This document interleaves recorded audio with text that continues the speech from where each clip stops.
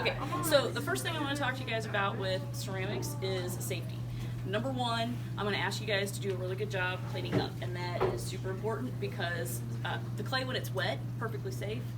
You don't want to eat it because you don't know what's in it. Okay, it could cause some digestive issues.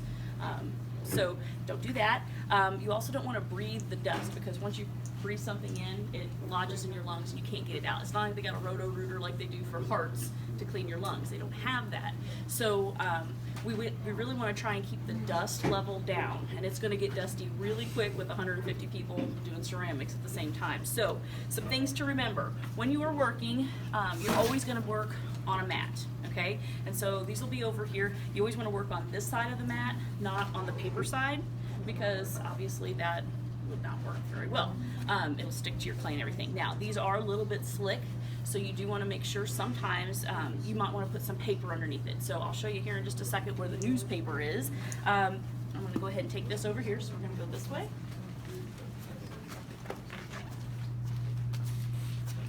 All right, so this table right here, this is ceramic backer board. I've got one here and I've got one over there, and that is for reworking your clay or wedging it. That wedging will help you get the air bubbles out of your clay so that you can use it on the wheel. Most of the time in this class, people don't have enough time to actually work on the wheel, but in the ceramics class, you have the option to do that if you want to learn how to, okay?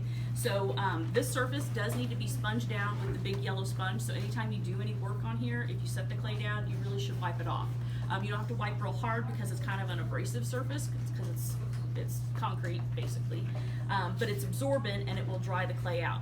Same thing with this table here. This is also for reworking the clay. So the clay is totally recyclable until it is fired. So if it gets a little too dry to work with, and you'll know because when you're trying to shape stuff, it'll crack really bad. We've got a recycling center over here. So not only is there paper recycling and bottle recycling, but there's also clay recycling. So any little pieces of clay that are pieces of clay that are dry, tear them up kind of small. Like you can see right here in this bucket, I have a student who was doing some work, and so she's broken up her clay. It doesn't have to necessarily be that small, but the smaller pieces will dry faster. And you just lay it out on this mat to dry, and then I'll come in the next day and I'll pour it in this bucket. And then what I'll do is I fill this bucket up with water, and it will set for a day or two, or until I get to it. And come on over here a little closer, you can see. So what I've done is I just put the water in there, and it turns back into good old regular clay, or actually slip. Okay, so slip is really watered down clay. Now this one has been in there since May, the end of the last school year, so it's absorbed a lot of the water already. It's kind of dried out a little bit more, but what we do is we take this out, spread it out on the plaster here, which the plaster will dry it out even more, and then you just wedge it and it's good to use again. Okay, so this container right here, I wedged some of that yesterday. I did one of those buckets yesterday, and here is what you get after you've wedged it. And this is plastic clay, so that means that it is moldable.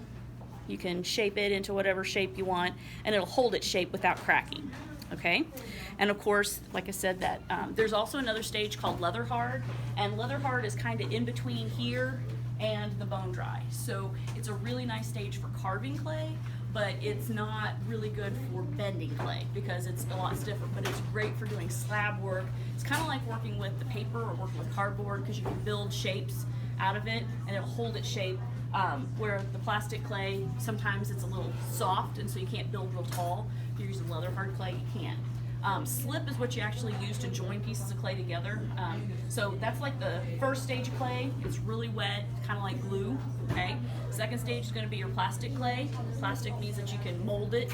And then you're going to have your leather hard, which I don't have an example of right now, and you're going to have your bone dry. Bone dry is when all the water's evaporated out. All the water's evaporated out, and it is ready to be fired in the kiln. If there's water in your clay, when I fire it, it will explode. If your clay is really thick, when I fire it, it will explode. Okay, so there's a couple of links on your page for like the safety introduction. Follow those links and take a look at what blow-ups look like.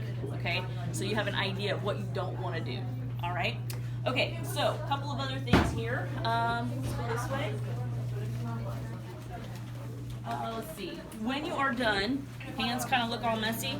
You want to make sure that you rinse them. And I know that these buckets look kind of gross, but you want to rinse off all that extra clay. If we put it down the sink, it's going to stop it up, okay? And we don't want to do that because it gets a really funky smell. So just go ahead and clean that up. Tools, go back this way. A couple of things that you'll need to know. If you want to roll your tools out or roll stuff out, we've got rollers for rolling out your clay flat.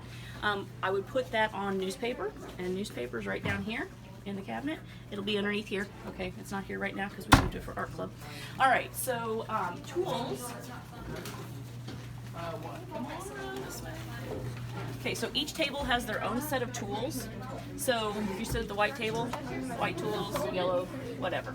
And we're going to take these back over to the wedging table so it's a little bit easier for you to see all this stuff.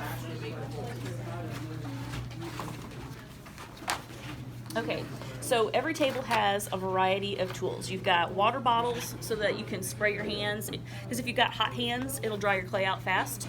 So spray your hands or keep a sponge that's wet or damp so that you can keep your hands damp. It'll help the clay be more malleable and easier to work with.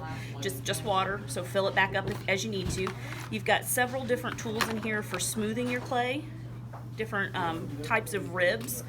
You've also got, when it's leather hard, you can take this as kind of like a cheese grater, and you can grate the clay. And you'll see that in the first video. You're going to be making a pinch pot with a sgraffito technique, which means that you're going to carve through a colored, almost like a glaze, an underglaze. It's kind of like a colored clay, but not exactly.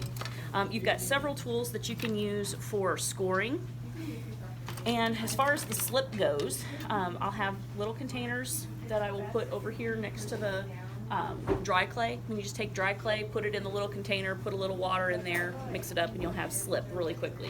Other tools that are in here, smoothing tools. You've got little tiny loop tools for carving. You've got, that one doesn't belong in there. You've got wooden tools for scraping through when you do the sgraffito. You don't want to go real deep necessarily.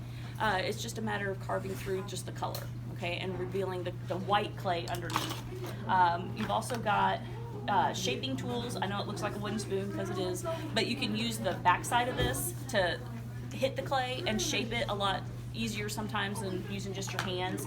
And you've got other kinds of scraping tools, inside curve, grater tools, and the idea here is you don't want to put stuff in here all dirty, okay? So, water bottles, right back here. When you are done for the day, let's say you've used 2 or 3 of these tools and this water bottle, okay?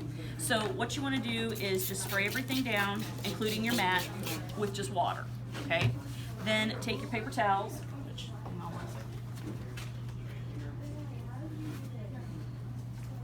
you guys have got all these at your tables anyway. So just take the paper towel and just kind of wipe everything down. If it gets a buildup of clay all over it, the chunks and stuff, they'll fall off when people are picking stuff up. Gets on the table, gets on the floor. When it gets on the floor, you step on it. It gets on your shoes. You walk around the room. It kicks up the dust everywhere. In about a week, if you guys run your finger across any surface in this room, it's going to be covered in dust. And you're breathing that stuff if you don't clean it up really good, okay? So you just wipe everything down, put it back where it's supposed to be. With the slip brushes, so you can use this to apply the slip. Just make sure that you get the worst of it out, and it'll be okay. Just wipe everything down, wipe your mat down really good. Do not run these underneath the faucet, because if you do that, the paper on the back of this will get wet, and then it will get moldy when you stack it up on top of the other ones. So we always just wipe it off at your table, and then put it back on the shelf. So that is pretty much the majority of that. Wedging is one last thing I want to show you. So I'm not going to cut the clay for you, you're going to cut whatever you want to use, and if you don't use it, you have to rework it, okay? So right here is just a fishing line with a washer on the end so that you can grab it or you can hang it up, and to cut the clay, you just drag it through like that. You don't want to use a knife or anything because it'll stick. You just hang that back up. Always make sure that you wipe the excess clay off of this before you hang it up. Okay, take off the clay. and then close up your bag. Just twist it and tuck it under. And then to wedge, all I'm going to do is first of all just kind of get into a block shape, and then I'm going to push down and away, but I'm not flattening the clay out. What I'm doing is I'm wrapping the clay around itself. And what that'll do is get rid of any air pockets, and it'll help make sure that the clay is consistent all the way through. You don't have any hard spots or really soft spots, and no air pockets. Because again, that air bubbles will make your clay explode. Really thick clay will make your clay explode. So I'm just going to do that about 10 or 15 times. What I do is square it back up again, and then I'm going to go the opposite direction just to make sure that it's really mixed together good. And like if you look right here, you can see that there's like a layer where it wasn't really stuck together very well.